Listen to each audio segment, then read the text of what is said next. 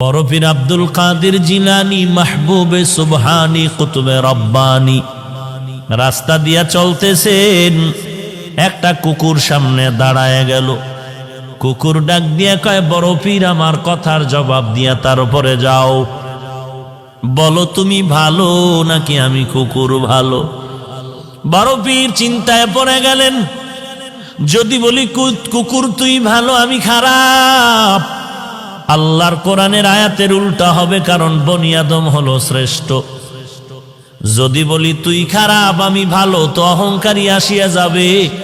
আর যদি বলি আমি খারাপ তুই ভালো, তো কোরআনের আয়াতের উল্টা হয়ে যাবে।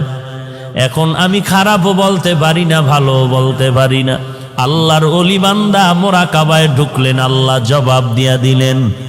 এই জবাব পাইয়া ডাক দিয়া কয়, কুকুর কবরে যাওয়ার আগে আমি তোকে বলতে পারবো না